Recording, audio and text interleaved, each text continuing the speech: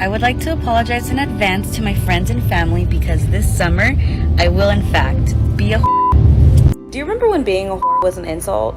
But now, like, I love being a whore. I love that everyone loves being a whore. I love that we all love whoring. I love that being a whore is just such a vibe. Because, like, if you aren't a whore, what are you even doing? Being faithful? Being responsible? Respecting yourself?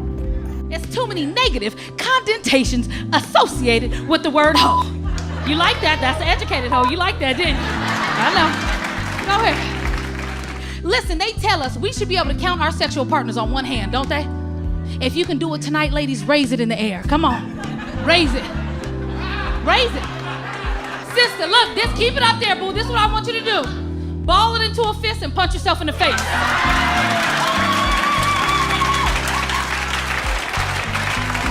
Have sex. So I just would tell him, these are the rules. I am meeting you. We are f***ing and I am leaving and we don't talk anymore. I turned it around. I felt like I took the power and because I have all these Tinder guys, you know. Yeah. However, Tinder, it's like so easy. I'm just like left, black men. left, black men.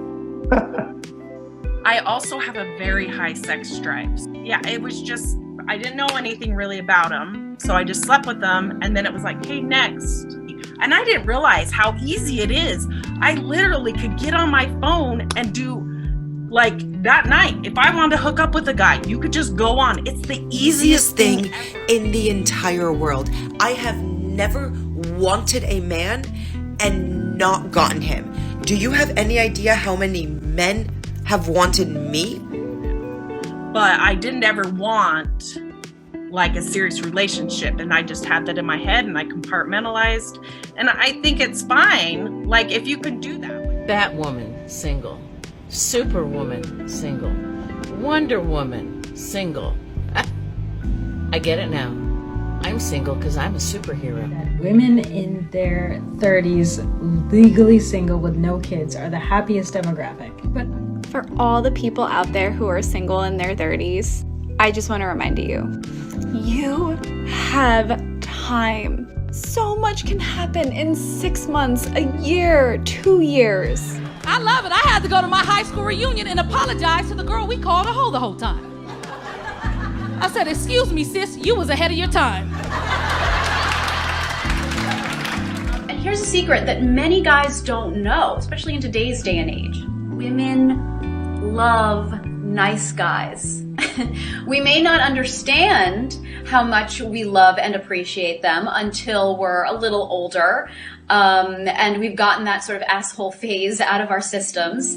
We both have the same type of man. Like, we like a nasty fucker. We like a criminal, like straight up someone who is so visibly violent. That is our type. Like someone that if we bring them home to our parents or show them to our friends, they're like, what the is wrong with you? Why do they have gold teeth? You should never even have approached that man in the first place. That is someone who will lead you into a violent and tragic death. And Natalie and I are gonna kill your dog. They're gonna kill your dog. They're gonna kill or your dog. And Natalie and I are like, hot. Your preference for wanting a woman who's less experienced comes from patriarchy. If someone's rude to me, I'll instantly be attracted to them. You are definitely going to, over the next few years, you're going to have some of like the most toxic, horrible like felons. relationships. Felons? Yeah, is that attractive? Felon. It can't be domestics. Can't be. Murder? Yeah, murder's alright. Depends what they did. If they're like, sticking up for my mum, I'd be like, yeah. These are my needs. I'm gonna get them met, and that's it. There has never been a single man that I have wanted that I have not gotten because men,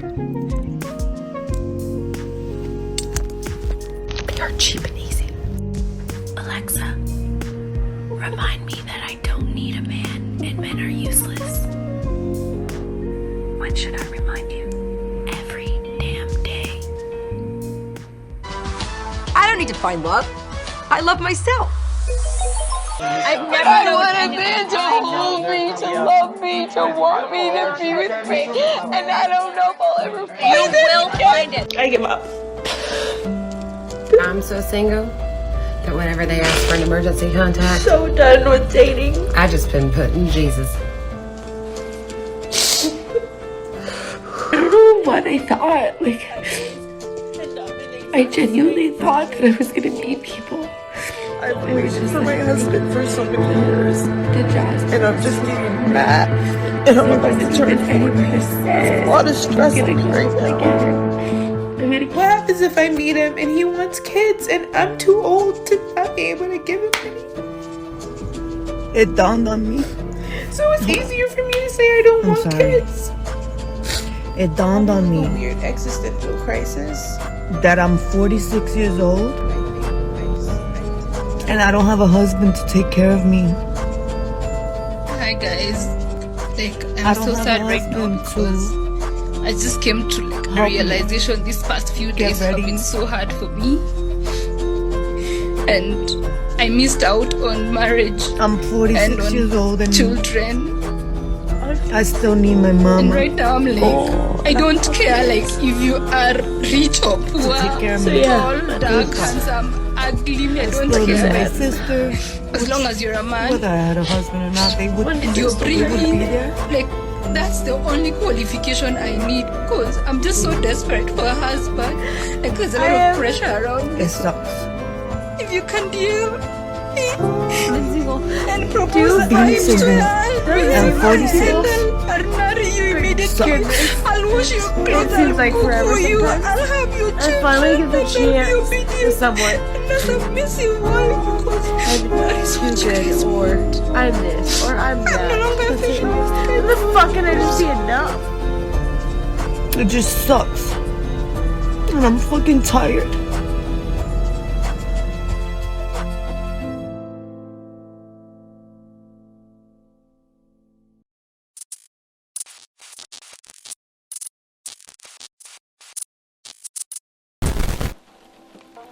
Good evening.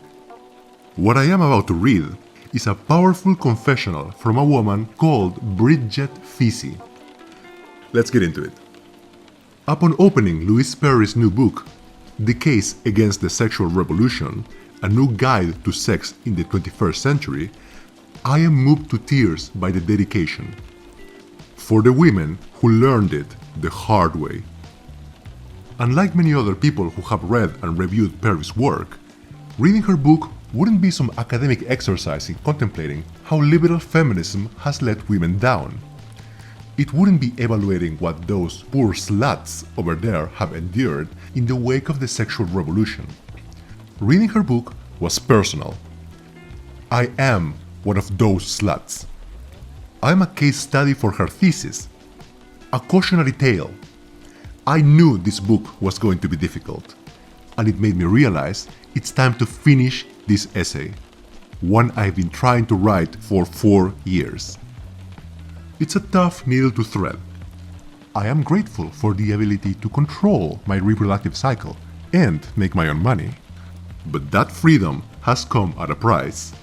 The dark side of the sexual revolution is that even though it has liberated women, unyoking sex from consequences has primarily benefited men. I was first inspired to write this piece when a 19-year-old woman I used to wait tables with asked me, "Briget, have you ever regretted having sex with a man?" I laughed. Yeah, all of them. That is not entirely true. There was my first love in high school, and my first husband. But if I'm honest with myself, of the dozens of men I've been with, at least the ones I remember, I can only think of a handful I don't regret. The rest I would put in the category of casual, which I would define as sex that is either meaningless or mediocre, or both. If I get really honest with myself, I would say most of these usually drunken encounters left me feeling empty, demoralized, and worthless. I wouldn't have said that at the time though. At the time, I would have told you I was liberated, even while I tried to drink away that sick feeling of rejection when my most recent hookup didn't call me back. At the time, I would have said one-night stands made me feel emboldened, but in reality, I was using sex like a drug, trying unsuccessfully to fill a hole inside me with men, pun intended. I know regretting most of my sexual encounters is not something a sex-positive feminist who used to write a column for Playboy is supposed to admit. And for years, I didn't. Let me be clear. Being a slut and sleeping with a lot of men is not the only behavior I regret. Even more damaging was what I told myself in order to justify the fact that I was disposable to these men. I told myself I didn't care. I didn't care when a man ghosted me. I didn't care when he left in the middle of the night, or hinted he wanted me to leave. The walks of shame, the blackouts, the anxiety. The lie I told myself for decades was, I am not in pain. I am empowered. Looking back, it isn't a surprise that I lied to myself, because from a young age, sex was something I was lied to about. Long before I ever had sex, I felt ashamed of my natural sexual urges and awkward in my blossoming female body. Growing up Catholic, all I remembered about sex was feeling bad about it before I even knew what it was. I only knew that sex before marriage was wrong. Even the thought of a sexual act or masturbation filled me with a debilitating guilt. The first time I kissed a boy, I was convinced I would be punished, struck down by an angry misogynistic god. As I got older, I was told to guard my virginity. Well-meaning mothers and aunts were clear that I needed to withhold sex in order to get a man to love and respect me. Sex was a commodity, a priceless gem I had to hang on to that increased in value the longer I held it. It made me feel like property. And although I don't think that was the intention of the wise women who had learned their own lessons the hard way, for me, sex became inextricably linked to my self-worth. The shame and guilt I grew up with regarding sex felt oppressive. I resented the double standard that men could be promiscuous and it would raise their status, while a woman would be slut-shamed for similar behavior. My burgeoning sexuality would unfold as a reaction to these repressive religious orthodoxies, old-school notions of sexual status and trauma. I lost my virginity at 17 to my boss at a restaurant where I worked. And a year later, I experienced my first sexual trauma. I felt damaged and dirty, and I blamed myself. Everyone responds differently to these situations. I dealt with the overwhelming shame by becoming hypersexual and promiscuous. The culture was right there to pick me up and dust me off. I doubled down on being a proud slut and internalized the biggest and most damaging lie: that loveless sex is empowering. I basked in the girl power glow of that delusion for decades, weaponizing my sexuality while convincing myself I was full of the divine feminine. I was full of shit. I told myself that because I could seduce a man, I was powerful. But, as Perry says in her book, women can all too easily fail to recognize that being desired is not the same thing as being held in high esteem. Deep down inside, I knew that to be the case. But, as a defense mechanism, I crafted a man-eater persona. My mantras were rigid. 1. You can either have a career or a relationship, but you can't have both. 2. Intimacy is creepy. 3. Motherhood and children are a trap. And 4. Sex is only about power. Another set of lies, built on lies, built on trauma. Sex isn't just about power, it's also about intimacy and vulnerability and trust. Things I wanted nothing to do with, because implicit in modern dating is a complete lack of expectations. especially those of chivalry. Whenever a man wanted to pick up the tab, or pull out the chair, open the door, pick me up, or take me to dinner, see me during the day, wait longer than the first date to have sex, I was shocked and suspicious of them. Was he a serial killer? Casual sex is fraught with insecurity and miscommunication. Intimacy and love were punchlines. When a man I slept with had the courtesy to reach out, I mistook relief for happiness, rewiring my brain to be grateful for the bare minimum. The saddest realization is how low I set the bar. A lifetime of allowing myself to be the other woman, taken for granted or treated like a doormat under the false pretense of being empowered, came to a head one night with the arrival of a text message from an on-again, off-again lover. "Good night, baby. I love you," it said, quickly followed by "wrong person." You see, rock bottom doesn't always look like losing everything or ending up in jail. Sometimes it can be that sick feeling in your gut when you know, emotionally, you are done. I wanted to be able to have meaningless sex like a guy, but it didn't work. And after years of writing for Playboy, I learned it doesn't work for a lot of men either. For years I tried unsuccessfully not to catch the feels. Even that expression is so telling about the way emotions are viewed regarding relationships, as if they are cold or the flu, some kind of sickness you need to get over. I am not speaking for all women. I know many women with a solid sense of self who happily have loveless sex.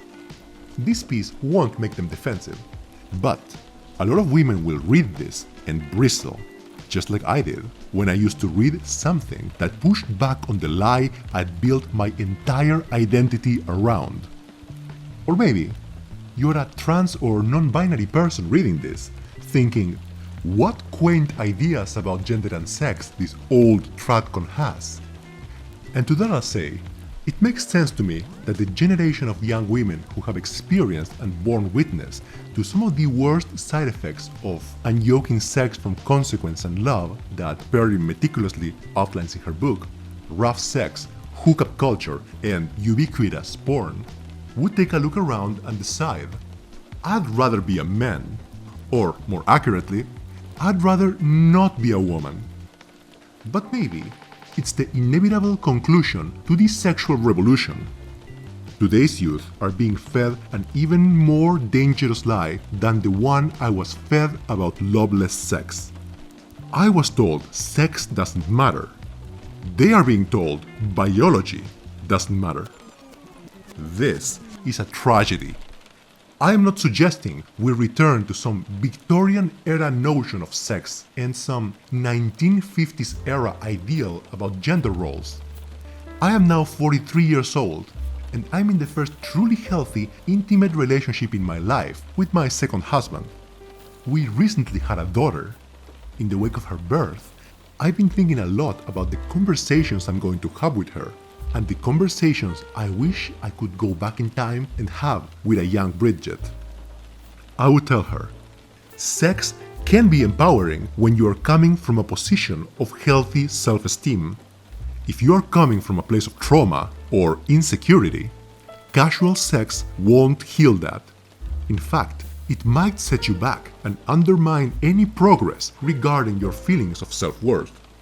If you know your value, you are less likely to sleep with someone who doesn't value you. Cherish yourself and you will be cherished. You shouldn't have to withhold sex for a man to respect you. He should respect you regardless. Sexual empowerment has nothing to do with how many people you do or don't sleep with. It has to do with how comfortable you are in your skin, no matter your decision. It's not about waiting until you're in love to have sex. It's about making sure that first you love yourself. Don't ignore that nagging gut instinct telling you sexual liberation leaves you feeling unfulfilled. You can still be sex positive and accept that for you, sex can't be liberated from intimacy and a meaningful relationship. I regret being a slut. I regret it because I regret that those men can say they slept with me. Still, that's how I know I finally value myself. Every woman should feel this way. Sleeping with me is a privilege, and you have to be worthy. This is a pretty powerful confession. There are a lot of people who got invested in Briget's story, and obviously I did as well. Now that being said, I did not want to take her words at face value. Being the kind of person I am, I couldn't help but think we were not getting the full picture. I needed to have more context. Who is Briget Phetasy, and how did she come to write a confession like this? The articles she wrote for Playboy were a great place to begin. She honestly wrote some spectacular pieces, up and including Wanderlasting, Traveling is Life, I Was the Second Woman in an Open Marriage, Naked Manifesto, Why I Post Nudes Online, So You're Into Choking, Spoiler alert, she is. How dangerous is it to black out from alcohol? Spoiler alert, she has. Plenty of times. Followed by A Surplus of Psycho, where she describes her heavy alcohol and drug addiction. Maybe I Need Meds, referring to her crippling depression, of course. Briget claims that during her party years she felt like she was, and I quote, rotting on the inside. 15 reasons women date, let's say, bad boys. How to date a woman that has dated only assholes. The do's and don'ts of dating older women. And what would become my personal favorite, my month as a member of the Wild Wild Country sex cult. Okay, there's a lot more here than I expected. It's a whole rabbit hole to fall into, and I don't want to bore you. This isn't supposed to be a biography about Mrs. Phetasy. So, I'm just going to give you the highlight reel instead. A little more context never really hurt anyone, right? Frenchie, you have my back? Flashback. I started drinking when I was 12 and pretty alcoholically by the time I was 15. And You were fucking 12. Yeah, I was young. God. I mean, nobody was paying attention to you? No. And my parents got divorced right around that age. When I was first in rehab, I was 19. And then from 20 to 35, it was like Coke and Molly and weed and drinking. Whoa. It was I lived my life to the fullest. Yeah. But I probably should have died. I mean, it's a miracle I didn't die. By the time I was 19, I was in rehab for heroin. And then I use that as an excuse to be like, oh, I'm not an addict because I'm not doing heroin anymore. So I use that to stay out for a long time as an excuse. Doing Molly during the day and doing blow at night and drinking through the whole thing. And I was really obsessed with this like blueberry Red Bull that they had. I fucking hate Red Bull, but I was just drinking it and it was like laced with Molly or whatever. So that was like everything, just booze. And I had been smoking a lot of weed to try and chemically balance all of it. I made alcoholism look amazing. Like I had a lot of fun.